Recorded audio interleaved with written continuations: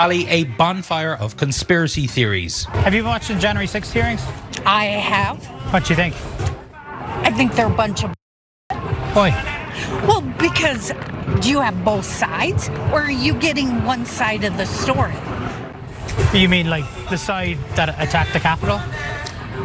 You really believe that happened? I was there. Okay. I have a lot of people that were there too. And saw things that it wasn't what they say it was. But there's been hundreds of Trump supporters now charged. A lot of them have pled guilty.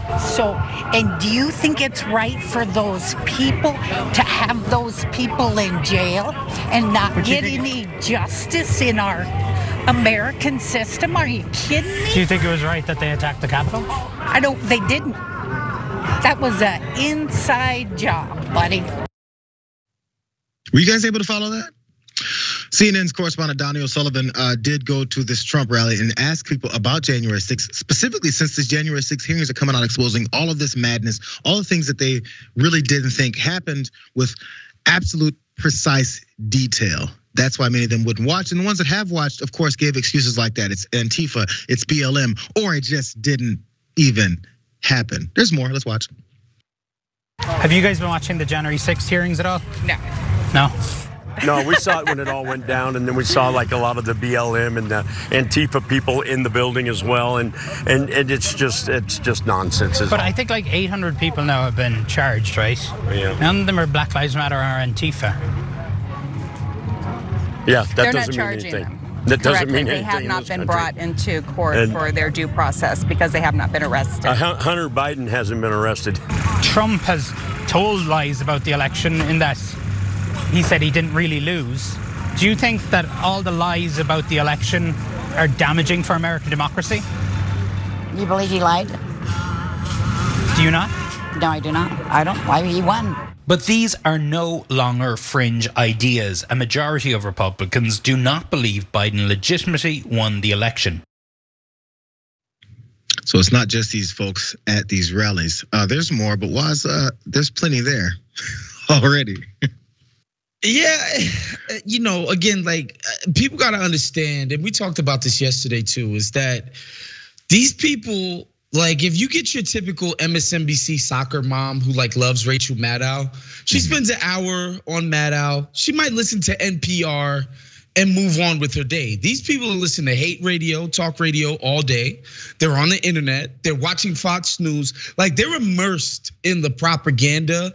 Like it's being washed over them in a way that's distinct from how people on our side consume their news. So I'm not surprised that they've been deluded by all that constant propaganda and messaging from the right wing. Only thing I would say, I wish that dude would have asked him, all right, we get it, you love Trump, you think he does everything right. Like, what do you want out of this country? Like, I would love for him to have asked him, like, what do you expect from a president? What do you expect him to do for you policy-wise? Like, would you like better healthcare? Like, do you think the infrastructure in your community is good? Like, well, are you satisfied with your job and your pay?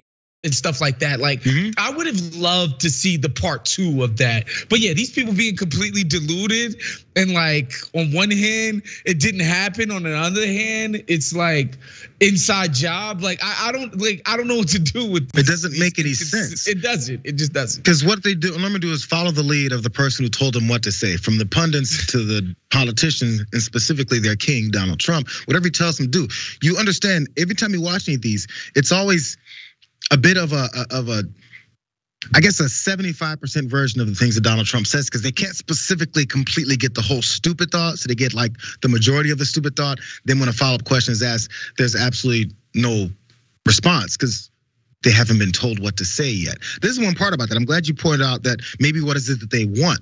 This is how I believe he's gotten these folks to this point. He started his entire thing with the racism. Anybody that wants to promote their racism or feel more comfortable with it after it's been maybe suppressed a bit, what they've gotten is their new identity. He represents them and their racism. Once he's got you as that's your identity, he is me. Every time he does something, you can't detach yourself from because that's you. You have to defend it no matter what. So, did he lose? I mean, it doesn't matter. I mean, I was there too, and he said he didn't lose, and so that's why he didn't lose. It doesn't have to make any sense because that's your identity. So he's connected them to their ridiculous arguments, which are his. And then they'll take it to the death, which many people we saw on January 6th decided to do. There was one person at Pence's rally, maybe that's the reason for it, because Donald Trump did turn on his vice president, that O'Sullivan did also talk to, who had a slightly different opinion about the president as all this is falling apart. Let's watch this clip. I voted for Trump twice. If Mike Pence runs, I'm voting for Mike Pence. Okay, so why is that? I just think that, everyone's seen the January 6th committee. He stood up for democracy that day. He's like, I'm not leaving the Capitol because I need to be here. And he was the one that was making phone calls to the military and trying to fix the situation while Trump was crying in the dining room. It doesn't matter if it was stolen or not. If the Republicans want to take back the House and take back the Senate and then eventually the White House, they need to move on. Slightly different opinion there, because even if it was stolen, which it might have been, I think you still might have been.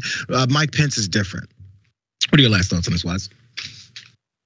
Just the idea of Mike Pence running for anything at this point is laughable. Like, nobody wants that dude. No Republican base has any passion for a milquetoast Mike Pence. And my final thought is just, I think our politics have just devolved to a place where these politicians are like your favorite pro wrestler, essentially, right? And viewers, just bear with me quickly. Like, if you're a heel, like a villainous pro wrestler, you might during a match illegally obtain a chair from the bottom of the ring and smack the dude over the head that you're fighting, the good guy, the baby face, to win your match, right? And it's like, oh my God, that's heel behavior. However, when you're a wrestling fan, if you happen to root for somebody who's a baby face and he does that same illegal thing, you don't care. You're just like, he's doing it in service of good guy, intentions. So It doesn't matter if it's the same exact act. It doesn't matter if it's an impure act, as long as my wrestler, my favorite person does it, in service of pursuing their goals, which because they're the person I root for, everything they pursue is righteous. It doesn't matter. And I think that's what you're seeing with our politics. Like, nothing these dudes matter does. Nothing they do matters because folks are just rooting for them as if they were their favorite wrestler or celebrity or, Alabama football. It's weird. Yeah, there's this weird competition, especially when it comes to this two-party system, is that's my team, and no matter what, I'm rooting for it.